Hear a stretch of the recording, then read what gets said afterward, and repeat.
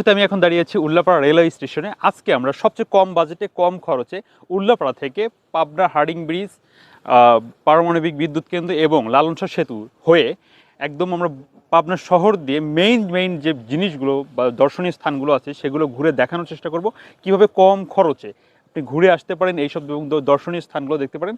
আজকের ভিডিওতে সব কিছু বলবো, চলুন আমাদের সাথে। আচ্ছা, আমরা পাবনা যেহেতু যাচ্ছি, আমরা চাইলে বাসে যেতে পারতাম, বাট আমাদের কাছে যেহেতু টাকা পয়সার পরিমাণ কম, আমরা কম বাজেটে ঈশ্বরদী হয়ে পাবনা হয়ে ঘুরে আসবো। এই জন্য আমরা ট্রেনের টিকিট কেটেছি। এইখান থেকে সকাল 9টায় একটা ঈশ্বরদীগামী একটা ট্রেন যায়, মাত্র 60 টাকা খরচ করে আমরা এখান থেকে ট্রেনের টিকিট কেটেছি। আমরা চলে যাচ্ছি পাবনাতে।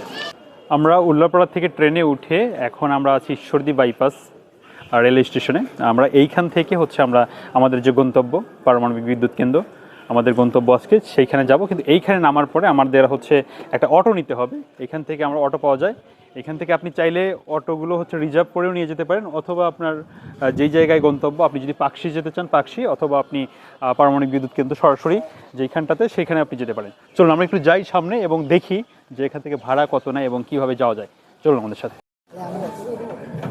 এটা ঈশ্বরদী বাইপাস অটো গ্যারেজ। এইখানটাতে আপনি আসলে আপনি যদি রিজার্ভ করে যেতে চান, আপনার গন্তব্য যেইখানে সেখানে আপনি রিজার্ভেও যেতে পারেন, অথবা আপনি যদি ভেঙে যান সেটাও কিন্তু আপনি যেতে পারেন। রিজার্ভ এইখান থেকে হয়তো বা কত 250-300 এরকম সামথিং হওয়ার কথা। সো আমরা একটু কথা বলি, দেন চলেন দেখি।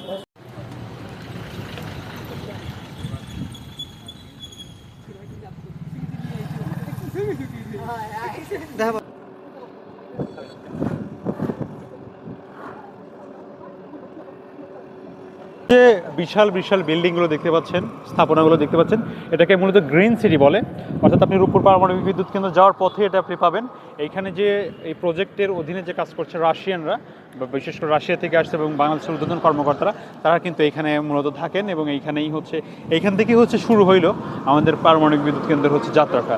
সো আমরা যাওয়ার পথেই কিন্তু আপনি এটা দেখতে পাবেন। ঠিক আমার হাতের পিছন সাইডে যে দেখতে পাচ্ছেন বিশাল আকৃতির সব বিল্ডিং। আমরা 1.5 ঘন্টা জার্নি করে কিন্তু আমরা সেই জায়গাতে চলে এসেছি। আমার পিছনে যে দেখতে পাচ্ছেন পারমাণবিক বিদ্যুৎ কেন্দ্র এবং 3টা চুল্লি, আমি ঠিক এইখানটাতে আছি। আমার সামনে আছে লালন শাহ সেতু এবং এই পাশটাতে আছে হার্ডিং ব্রিজ।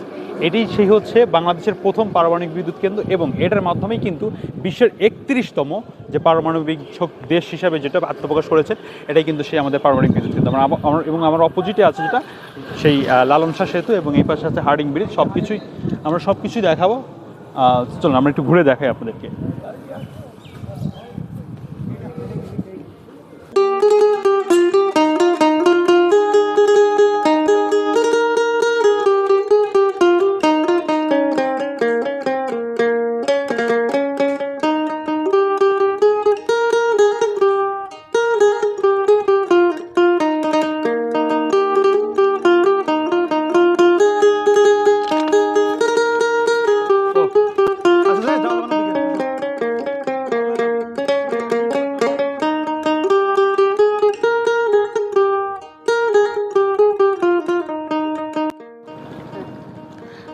আমার হাতের ঠিক ডান পাশে পদ্মা নদী, যেটাকে সর্বনাশা পদ্মা নদী বলে।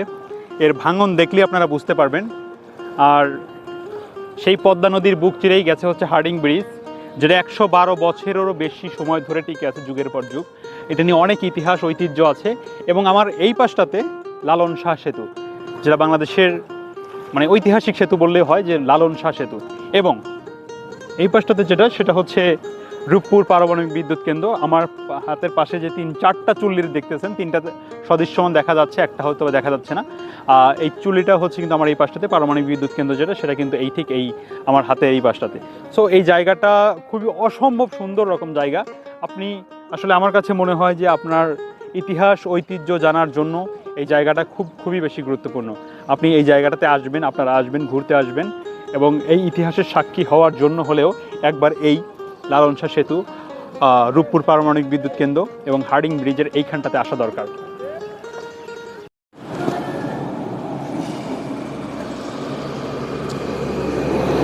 আমরা ঠিক উল্লাপাড়া থেকে বের হয়েছিলাম। আমরা রূপপুর পারমাণবিক বিদ্যুৎ কেন্দ্র, আমরা হার্ডিং ব্রিজ এবং লালন শাহ সেতু দেখে পাবনা শহর থেকে একটু সামনে, বাস টার্মিনাল থেকে একটু সামনেই আমরা ইন্দুবালা ভাতের হোটেলে খাওয়া দাওয়া শেষ করে আমরা এখন উল্লাপাড়ার দিকে যাচ্ছি।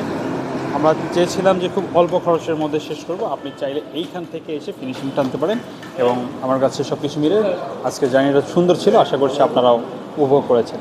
দেখা হচ্ছে পরের ভিডিওতে। ভালো থাকবেন সবাই। আল্লাহ হাফেজ।